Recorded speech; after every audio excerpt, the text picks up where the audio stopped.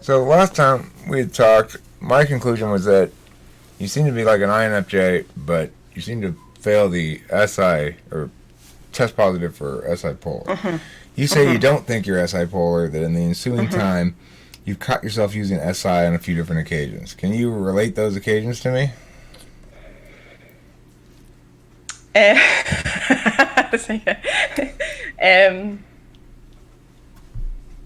well, no, but I can tell you, for example, I was watching um, several of your more recent videos, like where you were typing people, like for instance, the 17-year-old ESTP, and you were asking sort of SI questions, and I was sort of asking myself, would I be able to answer that? And I could, I was able to do the same sort of thing that those that him and Taylor and Hughes were like doing. So I Okay, can't think of so any very, very specific examples where I've used SI in conversations recently. I can't think of it just now. okay, well, what about the example in those videos? Something like, think of a time when you saw somebody like, I was at the store and this lady, she was in front of me, and then she dropped her this thing of milk and spilled all over the floor. Something like that. Okay. Yeah. Um,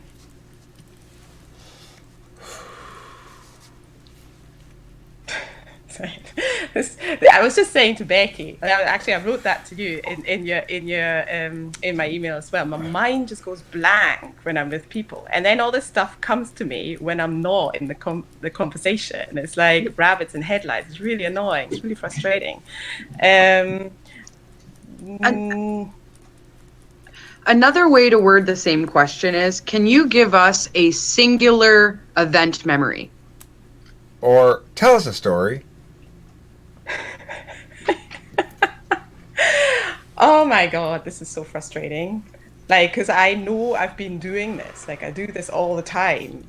Like, I was even thinking today about, yes, that was it. I was writing to you an email. I wrote you a longer email about points where I was just to highlight my doubts about INFJ, as I've yeah, and then it just got a bit too long. I thought it's a stupid email, and it was too much information in it. And so one of the things I was relating to is how I wasn't very socially aware when I was younger, and actually it got me into trouble quite frequently. One example being that when I was 16, I even got suspended from school. But anyway, at that point, there was one instance where my maths and physics teacher in class made a bit of a rude remark about me and boys, and I actually said to him in front of the whole class, "Fuck off, sir." So that's an instance. So Okay, but just let me ask you a remember. question. When you say the email had too much information, and why did you conclude it was too much information? Because I was worried maybe well, I don't know you that well, and I thought maybe if you're going to read it, it's going to be quite lengthy. I don't know. I presume you've got lots of stuff to do, and you might have just gone, "Oh my God, there's so much information in there." And then I thought I'll maybe just leave it, and I can refer to the email during this conversation today. Um, Okay, so you were thinking about how I was going to interpret the long email and what I was going to do with it. Whether it was going to yeah, be like, this is too long for me to read. yeah, something like that. It's just, yeah.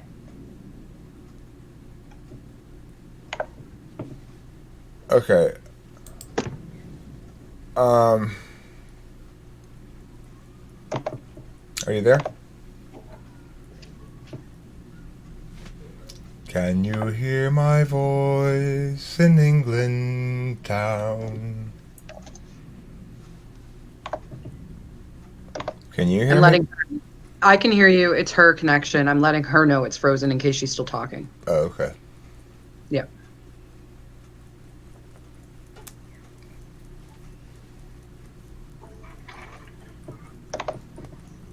I think you and I are tackling the same thing right now in our minds, Eric.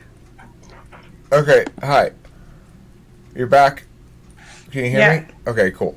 Um, So what I'm saying is your calculation of whether or not to send that email and how to deal with it. It sounds like FE tool function.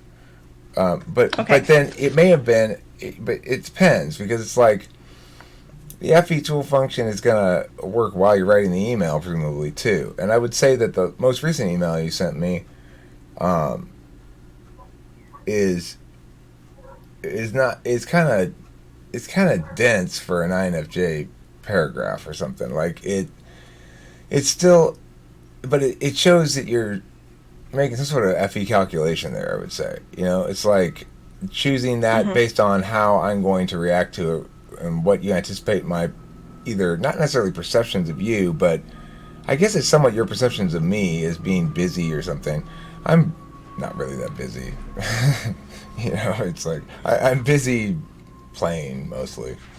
So, but I don't know, Becky. What are your thoughts? Help me out here. I'm floundering. Oop, 1 second. Oh, okay. My mic is on. My mic is. Yeah, we can hear you. Okay, cool. I got confused for a second. Well, I mean, the first two things that were present in this discussion thus far, in as far as I see, is well, this is obvious, but there is a bit of FI present. But the FE the FI serves the FE, so she's got this perception management thing going on. She's worrying about how you'll interpret her words.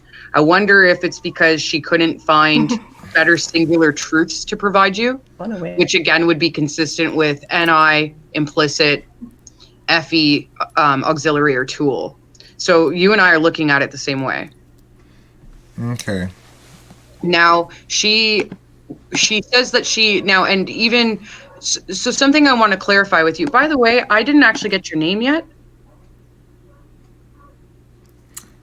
She's frozen. It's Anne. Okay, Her name's okay, Anne. It took me a second to So remember it. so the thing for Anne too is that I'm wondering if she's recognizing these generalizations in her memory as being relevant to SI. I think that what we should try to do is focus more on the physical aspects of SI, the comfort seeking. Yeah, okay, cool. I'm going to reset my internet real quick, and Me hopefully she'll too. be back in a second.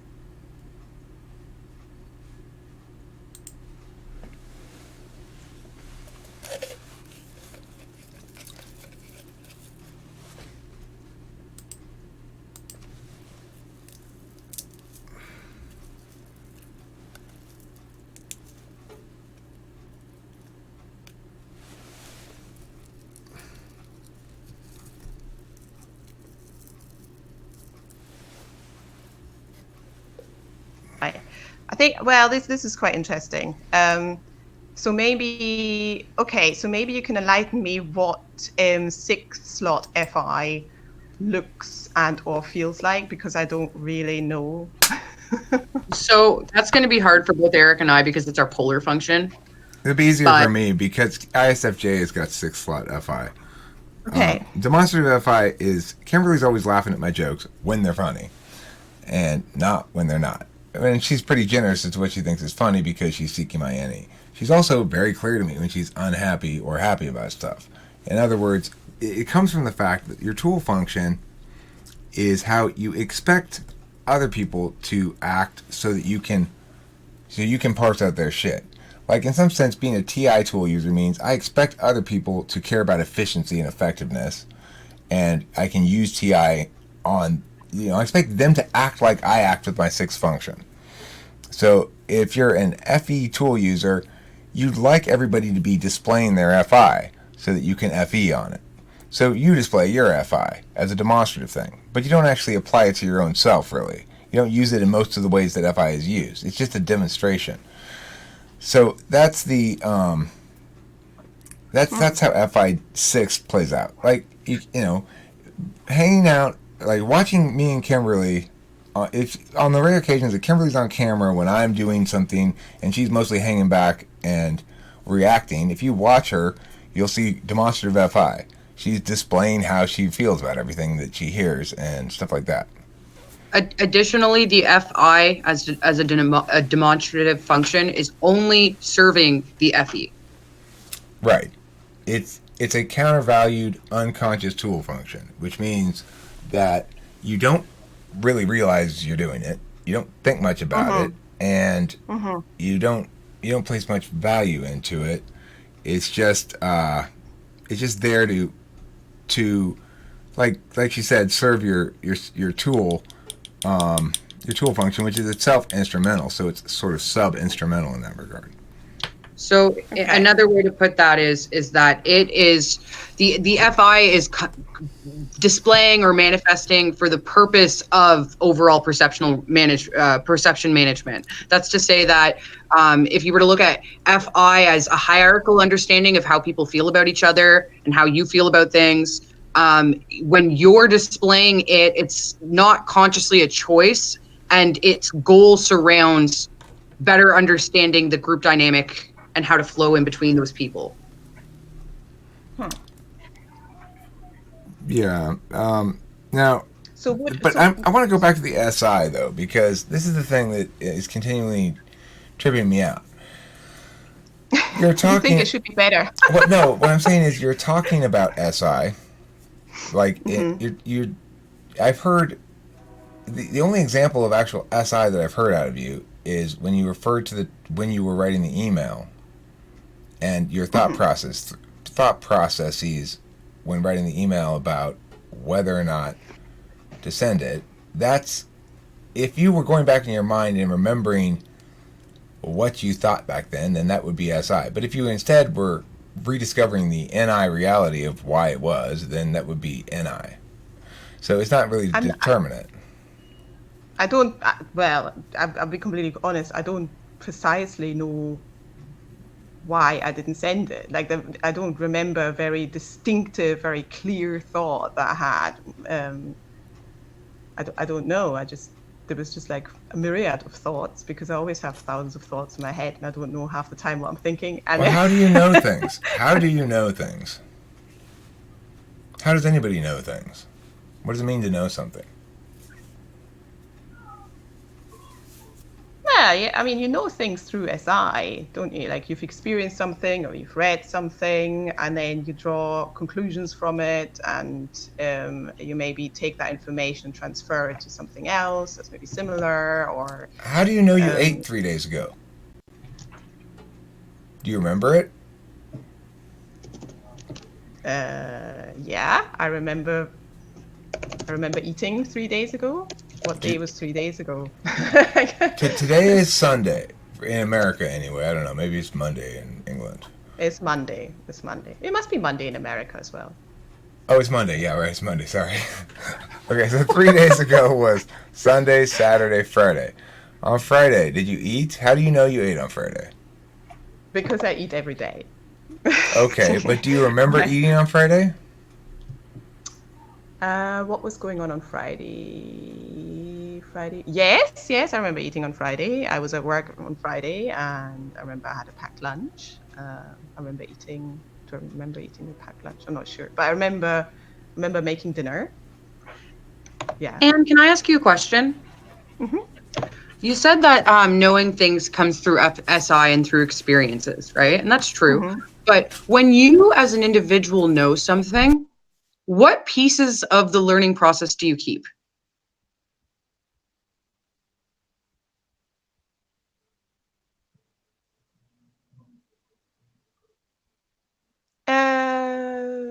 Of the learning process. That's a good point.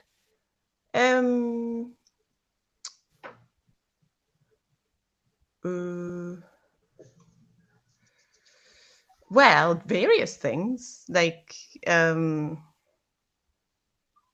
depends what it is that I'm learning, but so when you're teaching someone something you know and they don't know it, how does that process look? How does that communication play out, generally speaking?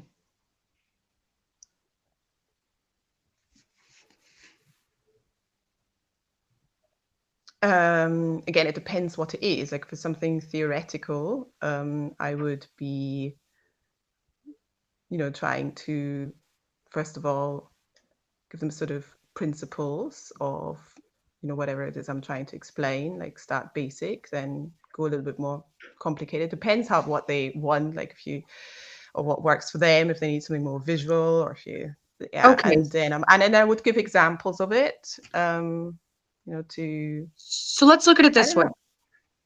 Perceive yourself in a scenario where you are teaching someone your favorite cake recipe. Okay. Mm-hmm. How does that process begin and go through and then end? Like picture yourself in a room talking to someone about some cake recipe. How are you going to teach them the cake recipe? And you can just verbatim say the kind of things you would say to them. Okay.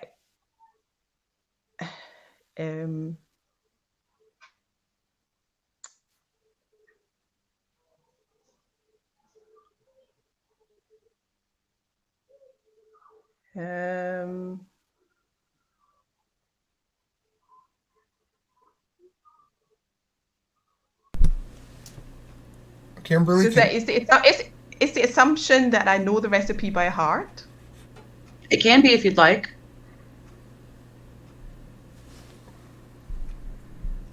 I don't bake that often. It's usually because my daughter wants to bake something, so we might bake something together. let's say you want to teach them how to make stir fry. And I would have to tell someone like how to make stir fry. Right, but how would you go about doing that? Go ahead, teach me right now how to make stir fry using your words. Or your favorite meal that you know how to make by heart.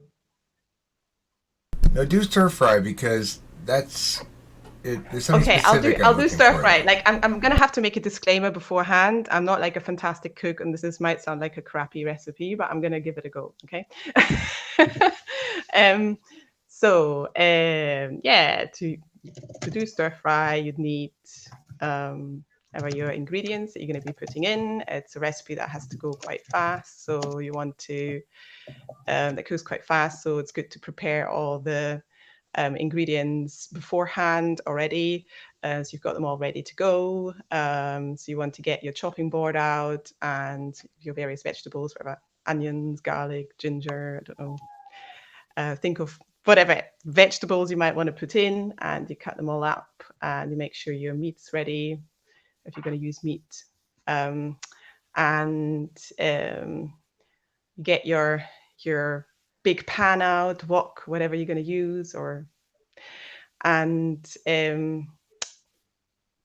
put some oil in it, make sure it's nice and hot, and then you put your ingredients in and cook it really quick until it's all cooked through, and that's your stir fry. That was great. That's great. What do you take from that, Becky? So the first thing I take is that it was very FE second slottish to give the disclaimer of I'm not a good cook. This could be a crappy recipe. Number one, that's very perceptional managing in the moment. Again, fueled by your own feelings as about your cooking. So the FI again is serving the FE there. Now, the next thing I noticed was that at no point did you explain why it was your favorite, how you learned to make stir fry, or any sort of like SI comfort connection to that. You just gave like a TI kind of list of procedure while also giving what I understood to be NI truths about making stir fry. It wasn't like, so like if an SI Dom, an example to give you the best sort of contrast. Hold on, Becky, don't say that. Wait a second. Kimberly, Okay. I'd like you to do something equivalent. I'd like you to say how you would teach somebody, teach me with your words, how to make banana nut muffins. Okay, so what we're going to do is we're going to grab 6 bananas, and they need to be brown. And the way to get them to be brown is make sure they're really, really ripe. And then what you're going to do is you're going to take those 6 bananas, you're going to cheat a little bit and get the box of banana nut muffin, and then you're going to add your 6 bananas to that banana nut muffin. You're going to get a bread pan, and you're going to mix it up with your mixer, and then you're going to add the bananas, and then you're going to grease your pan a little bit so that it doesn't stick. Okay.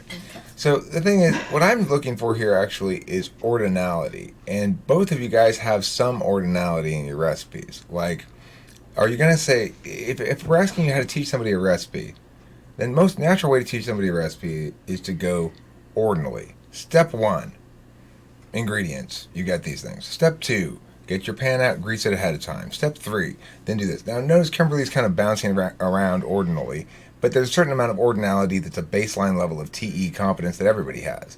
She understands that she needs to pour the goo into the pan before she puts it in the oven, right? I mean, it's like, there's not going to be that TE polar. Nobody's going to be that TE polar. They can't do that.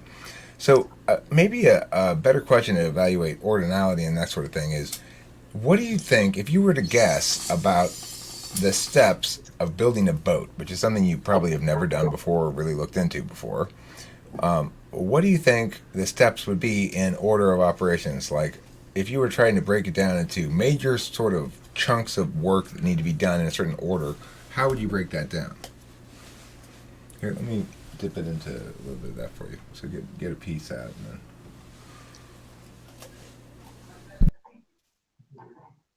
So how do I start off making a boat?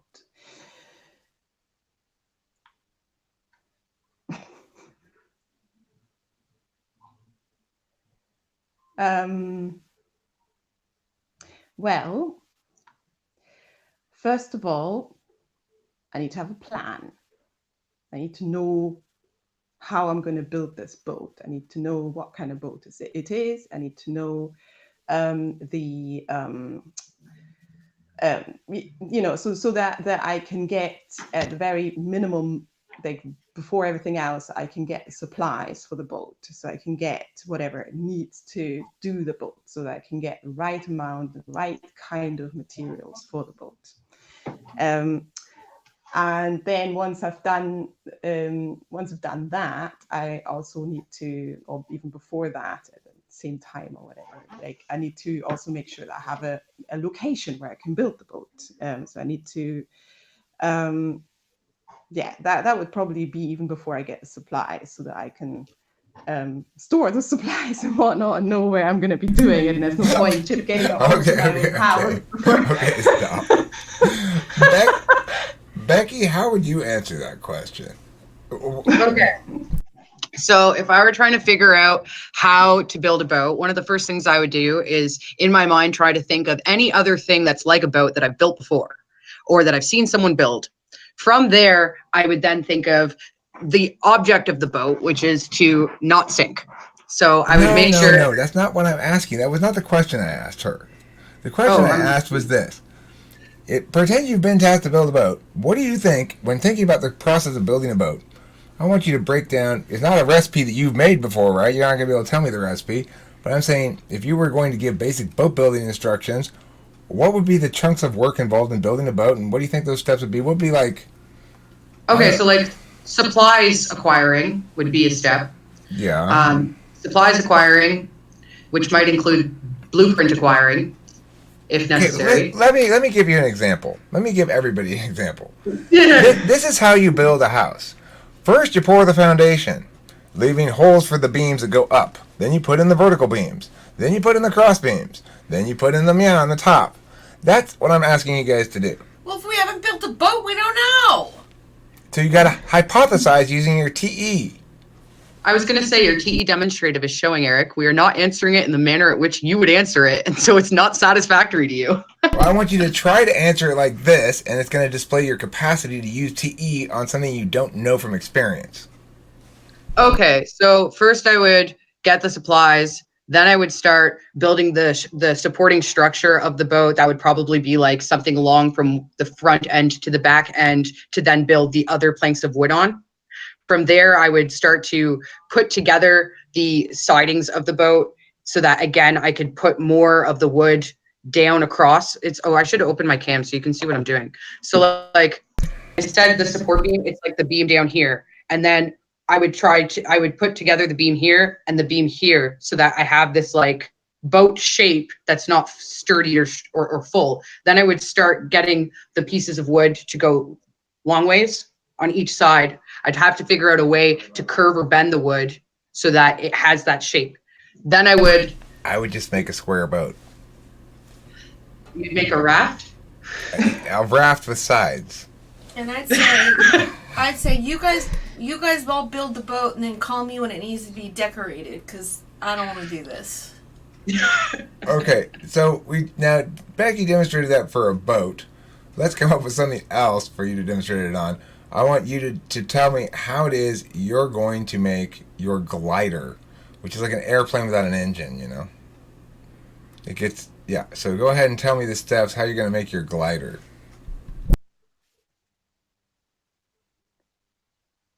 Right, okay.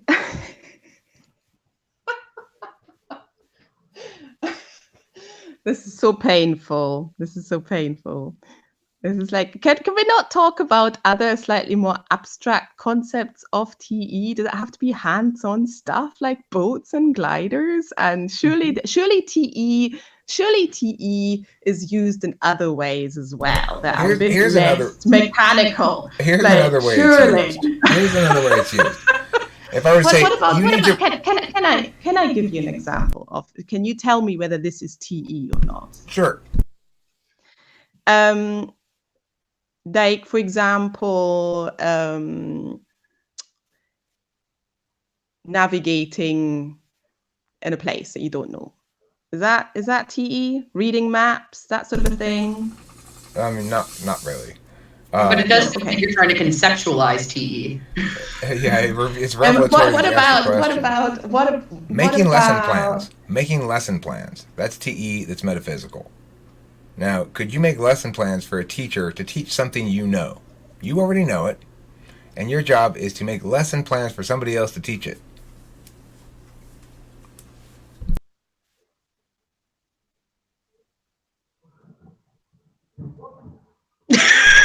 In other words, first, write this shit up on the board. Second, pass out these papers. Third, read this thing out loud to the students. Fourth, ask this question.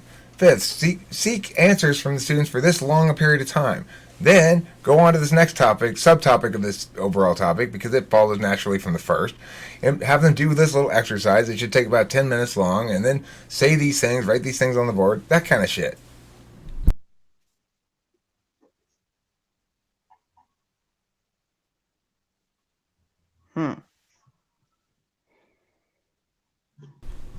Okay, so I'm thinking that the brown bag lunch thing represents like the barest minimum INFJ 8-slot SI that there is.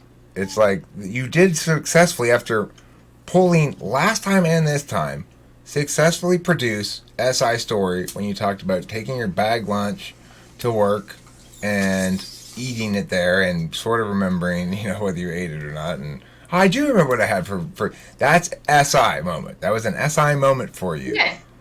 Yeah. I mean, as I said, like since we last talked, I very frequently use SI when I talk to people. It's and just, that's but I think the problem is, I think the problem is, and I suppose that is a sign how unconscious it is, that I find it very difficult to use it very consciously. So if you ask me of a specific SI event, I'm like, what the hell?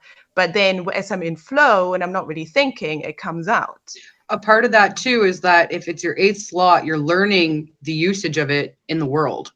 So yes, when you're trying to pry it for yourself reasons consciously, it's going to be hard for you. But when it needs to exist in the world, it's going to happen more naturally. And you might not be able to realize it as it's happening. That's true for me with my SE. It serves your dominant function. So it'll be there when it is in service of your introverted intuition. Now, when I'm asking a random question about your past, it's not serving anything that you need to know anything about. And you'll notice when I ask you the question about how to build a boat, the first thing you said is what you need to know first, because you're a knowing type.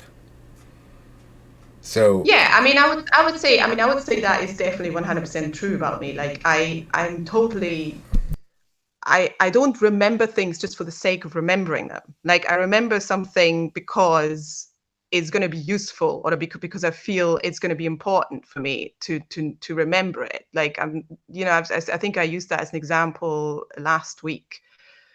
Um, when I said that, for instance, like if I watch a movie or something, I can never remember anything about it because but you it's just not remembered if saying it's that in the conversation last week. yes, I do remember saying that. Yeah. And you displayed every possible quality of SI while doing so, which means you're Mhm. 8th slot, not 7th, which means you are, in fact, an INFJ. And I I have know, no. but I feel I'm like a really shit INFJ because I feel my FE is really crap. Becky, do you like this woman? I like her. I like her. And unlike Dave's superpowers, this isn't some sort of ploy of mine. I'm telling you, I'm telling you, Your Effie is not crap. I think you should give her a video of a couple people with crap Effie. your She'll FE is change her pretty on mind. point. Yeah. It may not be quite as pillowcasey as some INFJ's FE, but that doesn't make it less effective or less on point. Remember, it's a tool function. It's not an absolute value. Mhm. It's just instrumental to you. You don't care about FE per se on its own merits. It's there to make you attain TI satisfaction, that is to say, to understand that you have the most defensible argument and you're correct for logical reasons, and for you to attain NE satisfaction, that is to say, ideational possibilities and stuff, and realizing your ideas. Those are your absolute values. So as a tool function, it's actually quite normal for you to want it to be good or better and to judge your own capacity in it and to seek to improve it. I am pretty sure that you probably aren't the same level of harsh on yourself as it relates to FE when you're regarding other people. That's because it's navigating you. You need that function to be good to get to the places you want to get to. Whereas you don't necessarily need everyone else to be good at it, because that's when your TI and your NR are going to come in anyway. And the other thing is, there's no fooling yourself about your tool function. It's like if I'm wrong on my TI and somebody calls me out on it, I there's nothing I can do but just immediately go, oh, you're right. But I'm in buckle because I rely on it to do everything. So I understand when I've used it wrong. And so, it's like each of us, especially an INFJ potentially, the lesson you take away from a poor mistake of a poor execution of FE is going to be twofold. One, you're not going to make that mistake again. But two, to the extent that it stands out from the norm, you're going to remember it more with your 8th slot SI. It's going to serve your NI. And your NI is trying to collapse down your type. You're going to go, am I INFJ good or not? And your NI nature is going to want that to collapse. You want things to be consistent with your 3rd slot TI, and you want them to collapse. You want your current understanding of INFJ to match your current understanding of yourself. You're going to take extra caution to not overstate what you are potentially, because that's bad FE, and you want to make sure that you're not perceived as jumping to conclusions or something like that. Deliberator. You're not the deliberator. You're the knower. Well, but this does sound so much like my own process with ENFP versus ENTP, and the whole thing. I went through a process, and maybe this will help too, because it also related to my 2nd slot. So I was researching and seeking to better understand cognitive functions. During that process, I had learned a bit about FI, which we now know I didn't grasp beyond theoretics. Now, at the time, I questioned myself and said, what if I value TI and want to see myself as a TI user, and thereby am blinding my own judgment and am not actually a TI user? I did not have an emotional attachment in this process. This was just me going over in my head whether or not I could conclude with certainty whether I was an ENFP or an ENTP. Most people who I tell this to respond, do you not see the TI process at play here? Because the opposition, right, which would be FI polar versus, or TI polar versus FI polar, would be to say, I feel that this is true, so it must be, without having a logical judging function to cross compare it to. So what I'm trying to show you here is that I'm starting to see some sort of a pattern with people who are uncertain of their type, especially those who have TI in the conscious stack, wanting to make sure that that consistency exists in their own understanding without realizing the process is indicative of its existence. Yeah. I would add with something like this, for you to be FE confident in it, you need to make sure it's TI defensible. Which is why you're here with me at all. It's like because I am now quite convinced and am willing to declare myself your typology accountant. That is to say, if you get audited by the typology IRS, I will be there to say no, she is an INFJ. Beyond that, it's like you'll have at these in this conversation even more good reasons to provide other people as to why you're INFJ. This is going to satisfy your FE concerns, which are declaring yourself an INFJ is a tricky FE piece of business because everybody wants to be one because they're special or something. I don't know.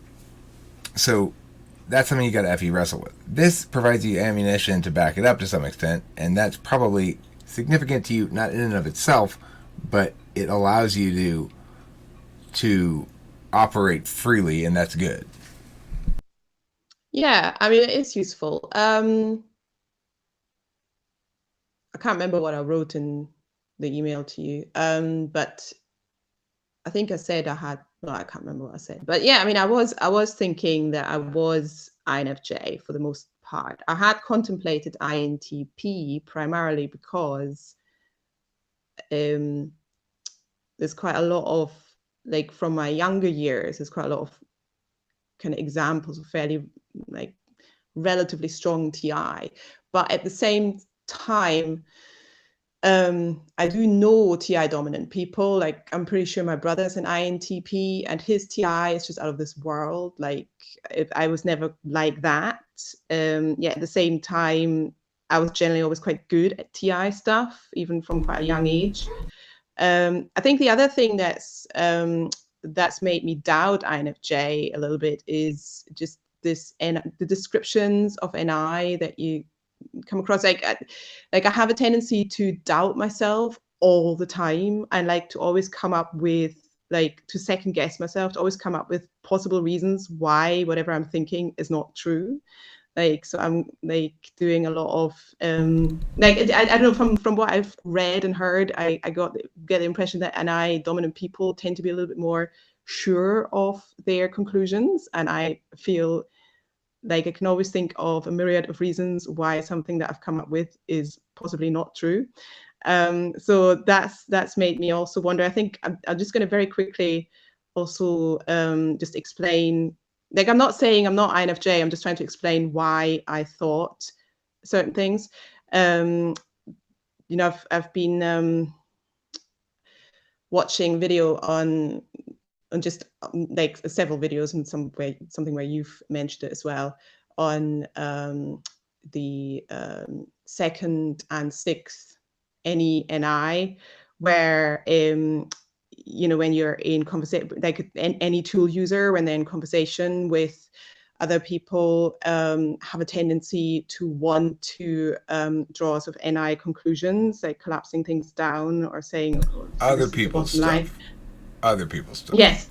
Whereas they're happy for themselves to go off on crazy tangents, but when other people kind of have really wonderful ideas, they want to collapse it down to an truth. And I've certainly observed that with myself, that, and it's been something that I've noticed with myself as a sort of like a contradictory thing, that I find myself coming up with all sorts of weird and wonderful, but maybe this, but maybe that. But then when other people do it, I find it like really annoying, and I just go, no, this is the bottom line.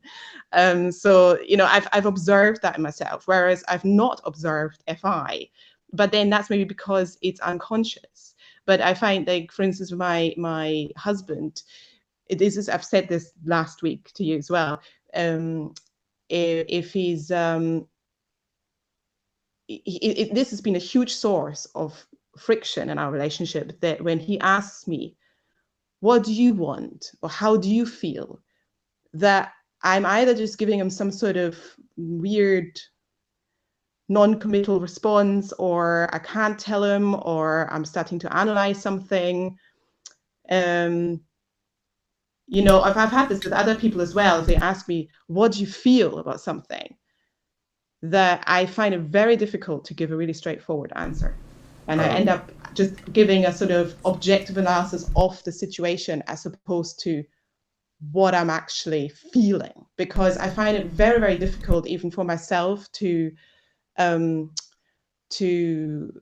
take feelings seriously if I can't explain them, like give them like a rational explanation. Okay, so I want to address these. Oh no, you're laughing at me. I don't like it. Because Beckie's so eager to explain it too. Becky is so eager to explain it as well. And I'll give you a chance here in a second. But the NE NI thing, look, you gotta remember, I'm constantly using NI as an ignoring function to check my ideas. So the reason why it's an ignoring function is because you know yourself, you validate on it. So you don't worry about yourself validating on it. So you can validate other people on it. The reason is your extroverted intuition is substantial and meaningful and active in your ideational process, but it's ignoring in the sense that it's serving your NI, right? The other thing is about the FI-FE thing. When people ask you directly how you feel, then they're asking you to switch from demonstrative to actually assessing your feelings on a conscious level, and that's not going to really be possible for you because it's asking you to switch from intentional, which is demonstrative, to willful, which is front stack, which is not. Which goes into the whole counter value 6 law. Additionally, when you know something about your feelings, you've probably learned something about a truth about you. Not in this moment I feel this, but I feel this about X, and you've decided that on your own. So if someone were to ask you a question more specific like that, you'd probably have an easier time giving them the answer because you know that answer is your consistent truth. That would be the times that you would see FI. Right. So the distinction she's making is between how you feel about something external versus how you feel in the moment, which is how you internally feel.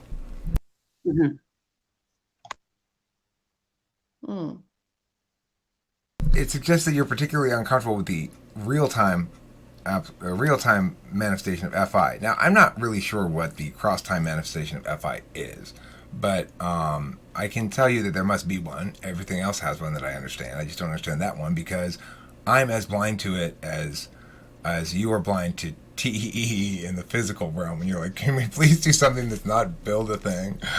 So it's hard for me to explain, but the reality, it sounds like, is you're really particularly uncomfortable with the real-time physical aspect of FI, and you're more comfortable with the cross-time aspect, which is to say the communicative aspect of it, which is more like FE. But the thing is, it's communicating your actual feelings in real time demonstratively rather than reflectively or self-analytically or something. That's the thing. You're probably not feeling the thing you're describing in the moment. I'm not really sure I'm following what you guys are saying. It isn't really making an awful lot of sense, but I don't know. It's hard to talk about FI.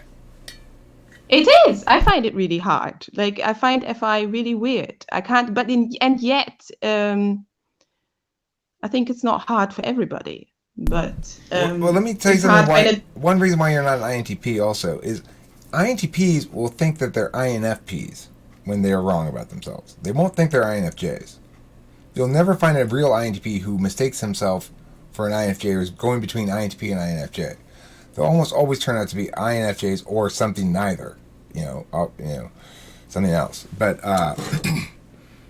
because INTPs are deliberation types, right?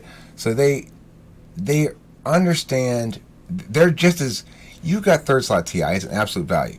So you want to make sure that your TI consistent absolutely right about the shit as a scorecard thing. They're similar in that they've got it as an implicit value. In other words, this issue has to be resolvable on TI grounds, one way or the other, definitively, or else it doesn't pass their implicit value. So they've got to, at a certain point, make the leap to even get into cognitive function. So they go, okay, this might be the answer, and I got to think about it more. And so they want to know for sure they want to be able to establish for sure what type they are. But the reason that they're going to be confused is because they think, well, my feelings seem to be involved a lot more than you would think for a TI Dom, and maybe I'm FE. They also say maybe I'm FE polar rather than FE fourth. They'll be like, maybe I'm an INTJ because I've got really bad FE. That's not a concern for yours, and that's the sort of concerns that INTPs voice. You're not saying my FE is so bad that I might be polar. Well, I did contemplate that at one point. I know my FE isn't bad because I can interact with people successfully. But I mean, again, I'm not saying I'm not an INFJ. I just want you to understand where my confusions are coming from. Like, I mean, I do think a lot of, like that was one of the reasons why I sent the second email to you today is about FI, because I've been thinking about FI a lot, like trying to figure out what it is. Because I do think a lot about my own emotions, but I always analyze them. Like I always go, so you're feeling this, but why is this? You know, so I'm not actually allowing myself to properly feel it, but I'm like sort of analyzing it. And sort of going, so this happened because of this, and this has happened because of that, and you know, that sort of a thing. So it's kind of like, and sort of almost ask myself what, because I watched your video about FI polar, and I'm sort of asking myself what exactly FI polar is and what it feels like. Is it not feeling your own emotions, or is it not knowing why you're having certain emotions? I just learned to do something like the thing you're talking about, where I go, okay, I'm feeling this. Why am I feeling this? That's something I have occasionally. In fact, it's only when I'm feeling something very strongly that I remember, and it's something negative. Like if I'm feeling a strong resentment, I will remember to think to myself, why am I about to say this? Is it because there's a feeling? There is a feeling. Okay, what is the feeling? Why does it exist? Why am I feeling that? That's very, very rare. What you're talking about as a matter of course, that's like your sixth slot and your second slot relationship, which is they're both the same kind of function, right? Well, that's because that was the thing that's been like bugging me for ages, like for months and months, because the descriptions of FI, I've not really got to the bottom of that. Like, as in, is it feeling something that just comes from within you, and you go, I'm having this conviction, it's when you X, Y, Z, and then you go, I have this conviction, and because I feel this must be true. Or is it, okay, I felt really sad and shitty today, let me backtrack and see what's led to that, and let me see what the patterns are behind it. It's when you don't care about being right. When you don't care about being logical, and if you don't care about being logical, you don't care about being right, you don't want to talk about it anymore, you're just my way or the highway, that's FI. Yeah, exactly. And I don't really get that. Like I find that really difficult to get, because I feel things, but sorry, Becky, you want to say something? Do you? You consciously value TI. It's your scorecard. So your FI needs to line up with your TI, or your FI is meaningless. It's a nuisance at best. Now, that's an understatement for ENTPs and ESTPs, but it's probably pretty fitting for you. So that's to say that, again, it also makes sense to me with relation to the TI piece, why you would assume you could be an INTP. And that's until you see actual INTPs in the world. And then you go, oh, that's not consistent with me. I have to take a step back and reevaluate my understanding. It's because you are doing the best, and you are being the best when your TI is acknowledged, when your accuracy is what's being valued externally. And that picks up with your FE as well. So in that way, your TI serves your FE for that field, like that payback for you. You're being the most juiced. You're being the most juiced, and you're getting the most juice. Okay, it doesn't necessarily mean you're being the best. It's like you're not. I'm not necessarily at my best, but I'm getting the most affirmation. But I'm getting the most juice out of it. It's like, oh yeah, stick it right here, needle in the arm.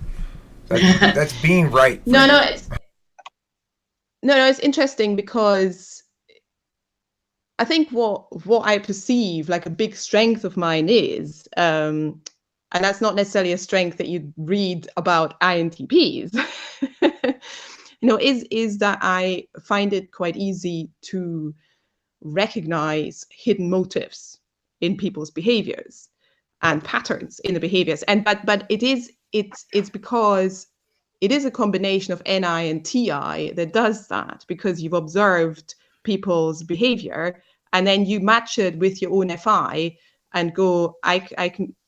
That's your FE tool working for you. That's you navigating through things and going, okay, I can actually see the dynamics at play here, and I can carry myself in a manner. No, it's not that. That would suggest an in the moment sort of a thing. I'm talking more about if I'm, if you were NEing with it, it would suggest an in the moment thing. The FE serving the NE crossing through the TI, right? But when we're talking about the tool function and the dominant function being an implicit thing that you almost don't recognize you're doing, because it's just everything else is serving that, right? Always coming to the collapsing truth of things. It's not going to feel real time because you're trying to create these singular truths about them. But you're using but finish your point, and I want to make the best argument you can for what things seem to run contrary to your understanding of INFJ or slot functions. Because look, the thing is, wait. I'm not actually making a point against it anymore. I was more actually just sort of trying to figure out, like just saying, okay, so this is how it works. That's what I was doing. I wasn't actually making a point against it in my last little comment. Okay, that's fine. Yeah, I just want to. I get that you're not disputing the typing, but it's nevertheless worth talking about potential things that you're going to run afoul of potentially as arguments out in the world, because well, it's not so much that. It's actually more it's probably, well, as you said, the NI thing that I want to be able to collapse it down for myself. Like, I need to understand why it is that I'm doing the things that I'm doing and that they're consistent with what's going on. Like, that I want to be able to fully understand why I'm doing the things that I'm doing, if that makes sense. Sure. Well, you want me to go down the value matrix and see how those things resonate or don't resonate with you for INFJ, or did I do it last time? I don't remember if I did it last time or not. I'm not sure either whether you did. Okay. Well, just this is my understanding of slots and functions for INFJ in a nutshell. That will ideally will be describing your experience of attention correctly. Number one is, as an INFJ, you have an implicit value of introverted intuition's truth or determinate factor. That for something to for something to be a field on which you're willing to play, it must be capable of being parsed by a determinate factor. So you should be able to get down to the single most important vector in something. If a field doesn't allow you to do that at all, you'll basically try to avoid that at all costs. Now, as a second function, a tool function is extroverted feeling. That's instrumental value. The first one's an absolute, but it's an implicit value. The second one's instrumental, and that is to say, it's a tool function you expect to be able to use all the time in the world. So if you come across somebody who's FE polar, that person will probably annoy you, and it will annoy you that they are FE polar, because it seems like they are a hammer that won't hit with, a nail that won't hit with your hammer. It's like you keep trying to use your hammer, and it's like, this is not a nail. I don't know what the fuck's wrong with this thing.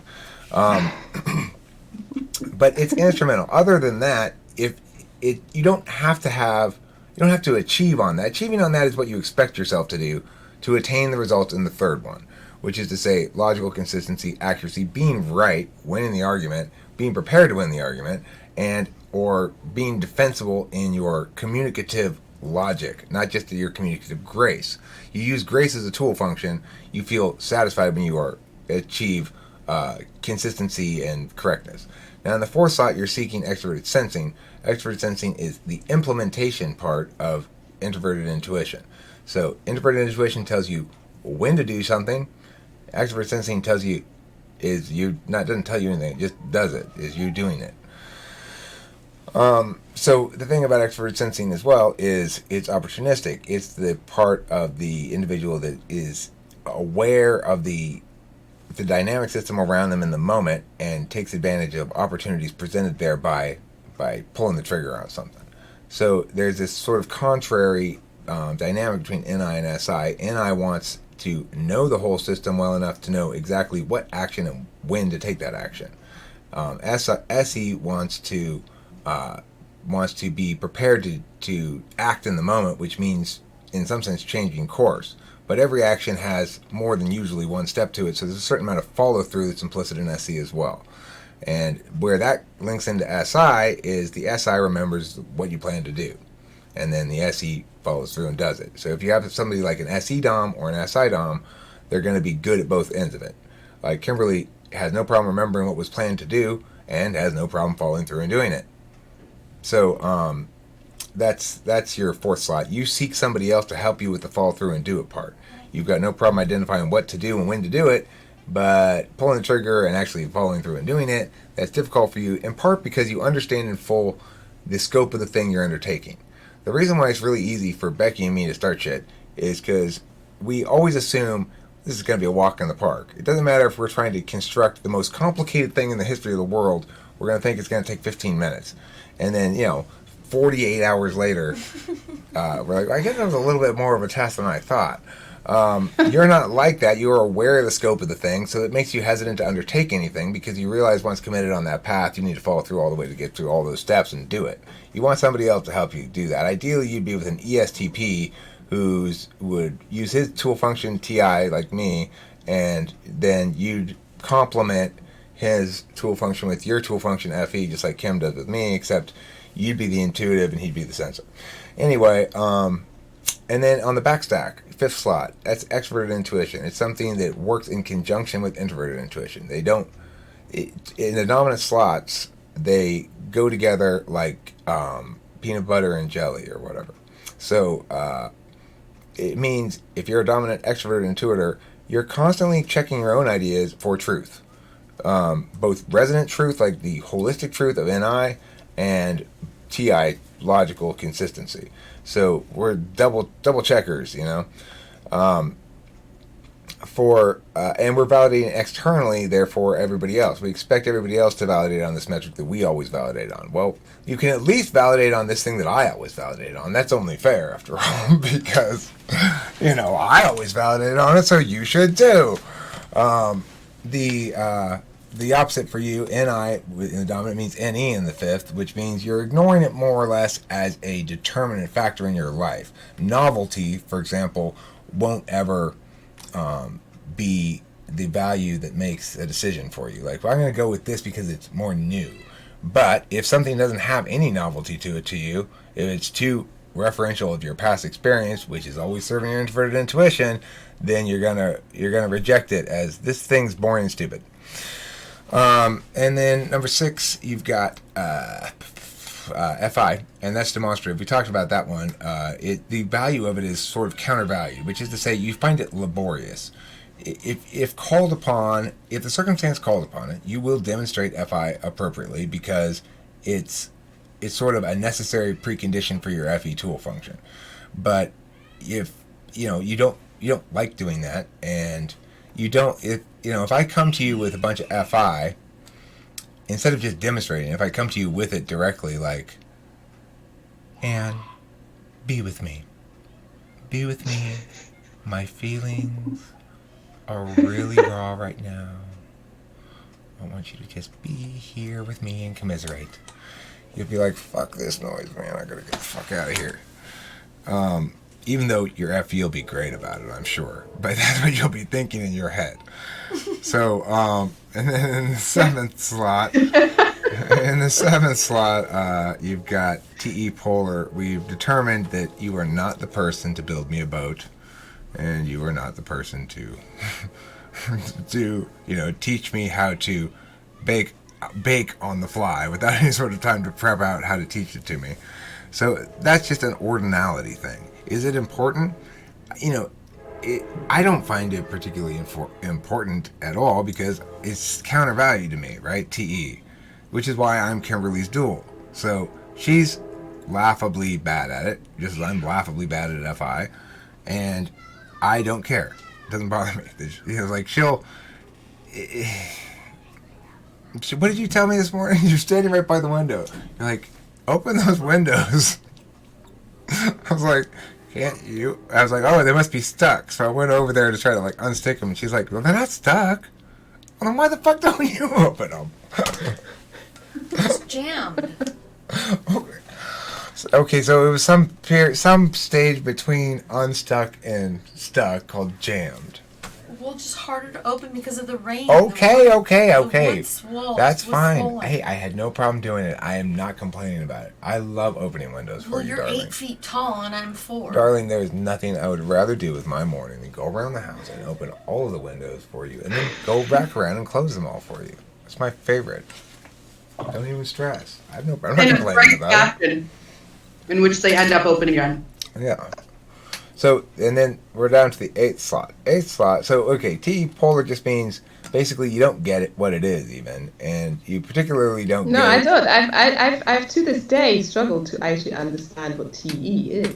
But I don't actually think I need it. You know, like I get by fine without it. You know, like I use my NE and my TI and a bit of FE when it needs to be. But even when I'm on my own, I improvise. I use a bit of SE and I get by, and it works out fine. Can the INFP, the ENFPs hear you from the back? Okay. Your polar is not necessary. The other thing is this. The best definition of TE is figuring out the logic of systems that aren't universal logics. That is to say, any given system, a vacuum cleaner, a pond ecosystems architecture, a recipe, how to fix this if it breaks. You know, each of these things has its own logic, and to interact with that logic in some way means to like take shit apart and look at it and figure out how it goes back together and stuff, right? That's TE.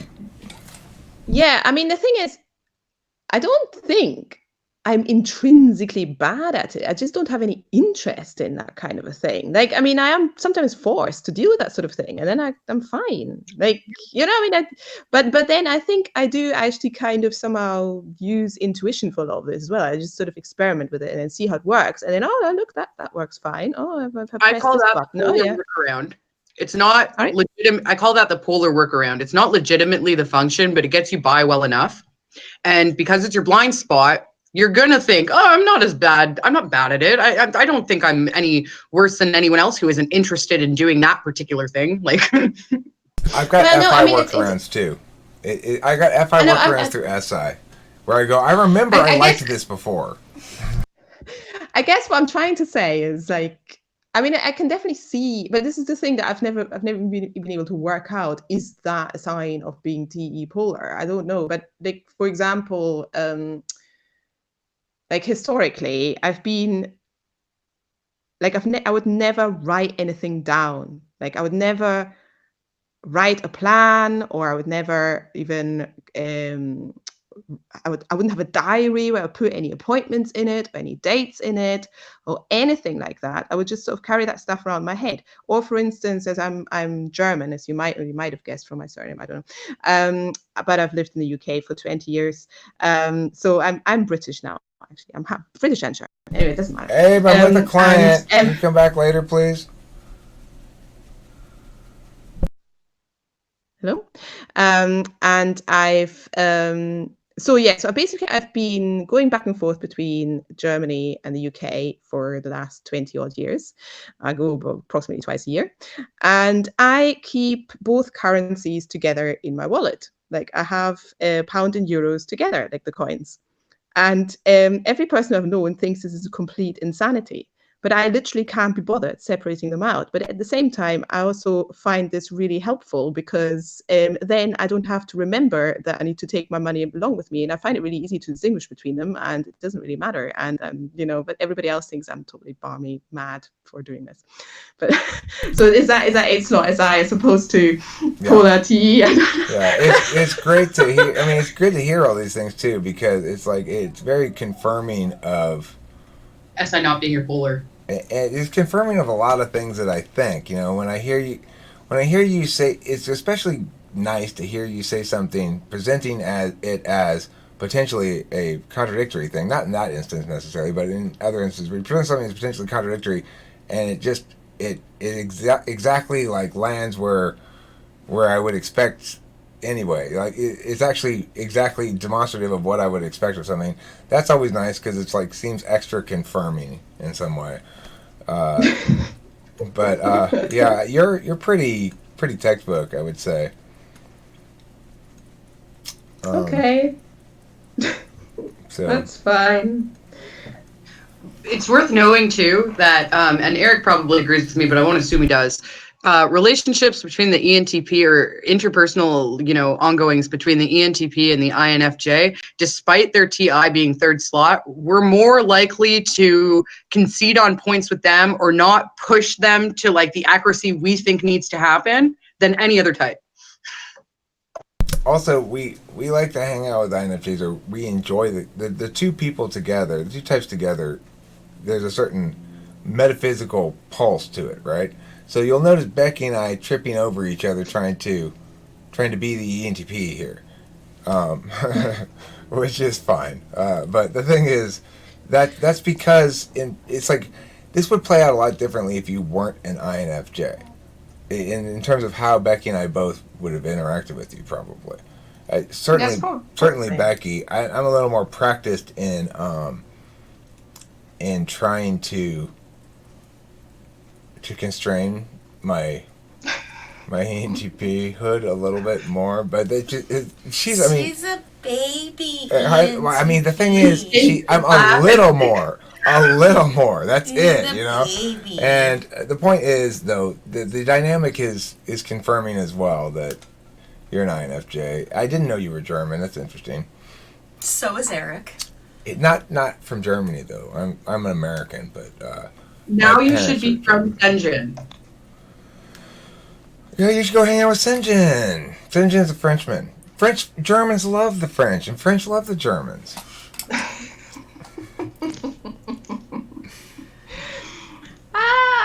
I used to. My parents used to go to France a lot on holiday, so I've got plenty of nice memories from France. SI things from France. Yeah. Do you go hang out in Stuttgart sometimes in Germany? Not really, although it's not that far away from where my parents live. But I fly from Stuttgart sometimes. That's when you're there, you go, yeah, I'm in Stuttgart. Look at me, I'm German, I'm in Stuttgart. Everybody can tell now that I'm German. Your surname does sound German, actually. Stuttgart is such a great name for a city. It's so Germany sounding, It's got to be your most Germany sounding city in Germany. Maybe, I don't know. I wouldn't be able to tell. It's impossible to tell as a native speaker what sounds particularly German and what's just average German. I don't know. Well, look, Americans understand German to mostly be comprised of consonants. Oh my God. Yeah. All English speakers feel that way about German. Yeah. It's weird because it's not like to a German speaker, it doesn't feel that way at all. Like when you speak German, it doesn't feel that way. Like, but it obviously sounds like that when to English speakers' ears. It's all the factory things.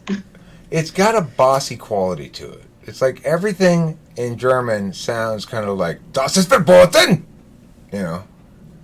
What is interesting, like as I say, it doesn't sound like that to the German ear, but the German personality is very much like that. The Germans really don't hold back in telling you. Yeah. They really do. They're terrible. They're really, really rude. So if you try to cut in line, they don't have good FE. Germans don't have good FE. What happens if somebody tries to cut in line? Sorry? What happens if somebody tries to cut in line in a German deli? But this is the problem. They don't queue. They're really rude. They kind of just barge in. But then, there's no queue. Like in the UK, everybody queues. So it's really obvious what's happening. But in Germany, people don't queue. And they just sort of, they try and just barge in front of you, and then if they don't like the look of you, they'll say something. But you know, it's quite weird. I mean, as I say, I've lived more in the UK than in Germany, so I'm probably biased. But I do find the British way of interacting nicer. Do you think your FE is sharpened? Do you think you have sharp German INFJ FE? Yeah, I think this is an interesting thing actually, because I wonder whether that's partly made it harder for me to type myself as an INFJ, because I think it's not very easy to pick up good FE in German.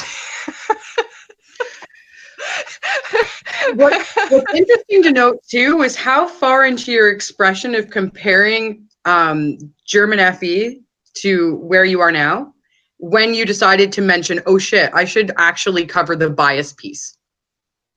Right? So like for me, as I'm NEing, I would have started my sentence in 4 different ways and realized by the 4th way that I also needed to mention, okay, this is going to be biased, or this might appear biased. But where it took for you, it was almost like gauging our listening to you and then going, oh, okay, there could be some bias here.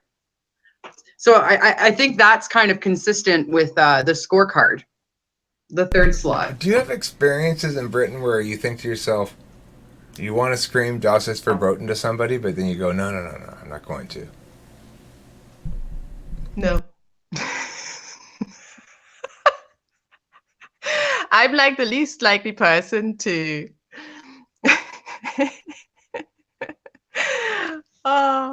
I'm the least likely person to tell people what they should and shouldn't be doing. It's not my cup of tea to tell people what they should or shouldn't be doing.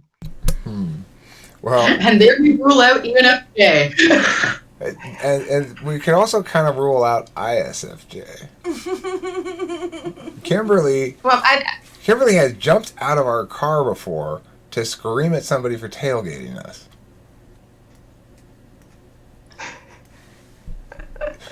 Get off our ass, motherfucker! Like that. I wonder how much that sort of thing has got to do with Enneagram as well. So I don't know. Yeah, that probably does have a lot to do with Enneagram. I think she's 684, but she might be 864. She's definitely got some 8 in her. Although, you know, I think both of us are. I think Enneagram changes. At least the second number maybe, because I don't really feel as much like an 8 as I once did at all. Like there was a stretch of my life where I could easily enough have said I'm mostly an 8. It seems like I'm going through life going, piss me off, motherfucker. You have grown to 9-wing 8. Welcome to the party.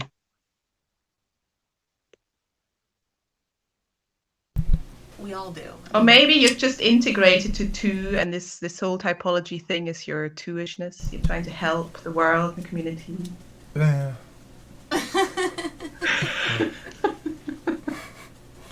I'd rather make music. You know, but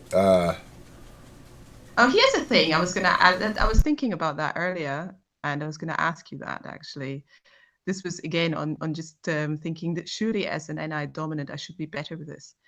I do a fair bit of music. I've done a fair bit of music through my life, and I have this thing that I just can't ever actually finish something for the most part unless I sit down and I start writing a piece and it. Hello? yeah, Beckie had to bail. She had to go to the dentist. Okay, that's fine. Yeah, like I have this thing where I sit down and I start recording something, and it's usually like improvised or something. And then if I don't finish it there and then, I'm not going to go back to it. And often I kind of set out, okay, I'm going to sit down and work on this piece of music. And I have like a firm intent to do this. And I sit down and I open up the digital audio workstation, and I find myself recording a new piece. And then it just starts like that. I just can't kind of go back to the thing that I set out to do. Like I'm always starting something new. And that was one of the other reasons where I had sort of wondered about NE being more of a issue. But anyway. Yeah, I mean, it's interesting. You're describing a creative process where you improvise out some ideas and then you struggle to come back to it and have them realized in their NI form, right? Or just realized full stop. Like I just don't complete them. Yeah. Yeah. Okay. So that is probably an unusual creative process for an NI DOM. It's not unusual to have a bunch of unfinished projects for an NI DOM. It's unusual that you start on with improvising. Um, I mean, it's not unusual to start with playing around with something like. What instrument do you play? I play. What instrument do you I compose play. on? Yeah. Well, primarily the cello, but I also play the guitar and bass. So, what do you usually compose on initially, or how do you create songs? Are you songwriting or are you track making? Okay, so in recent times, I've been more track making.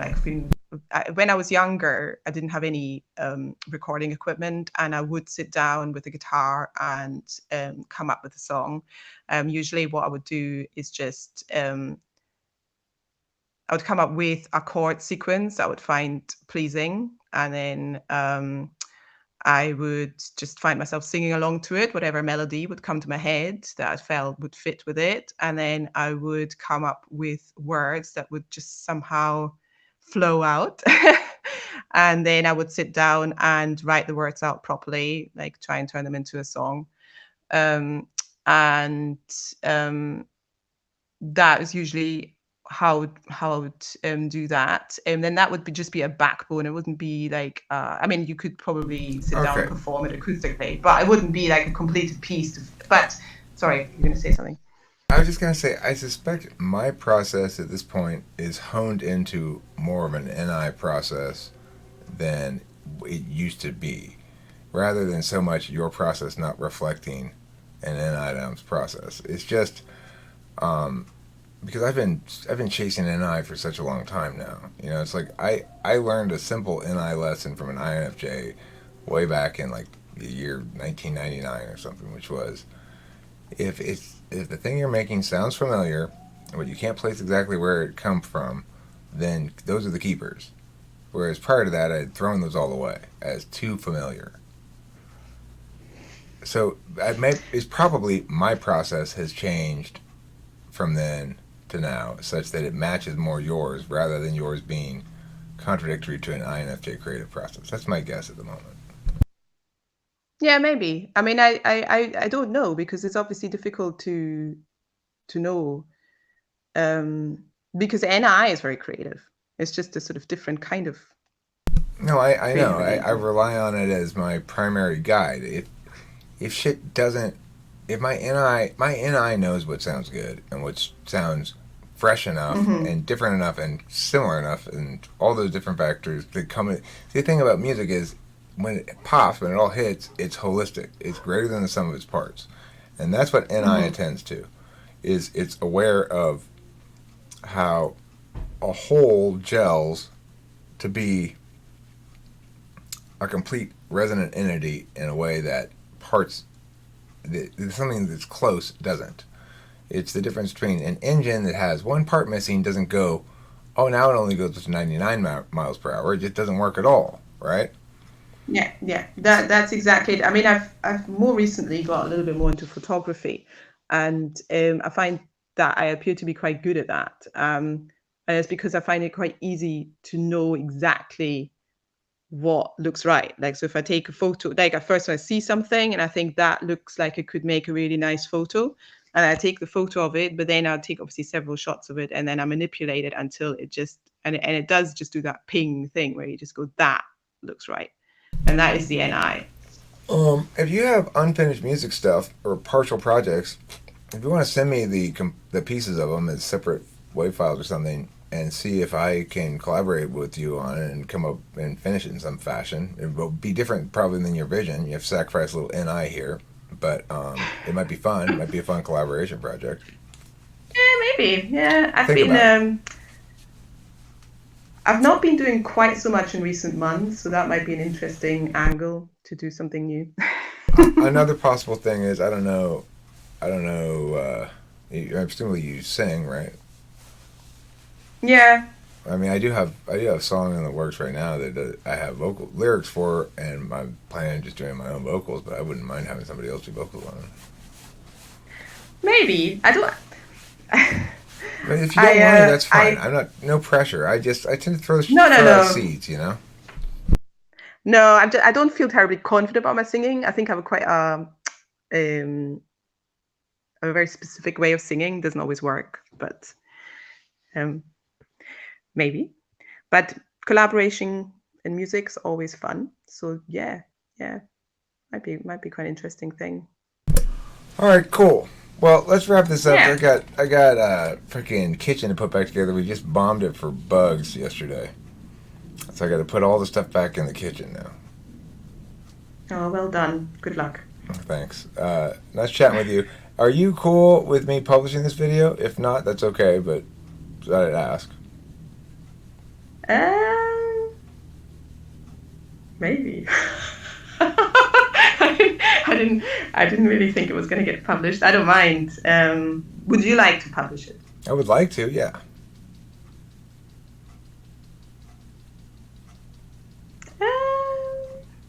Yeah, okay. All right, cool. Thank you.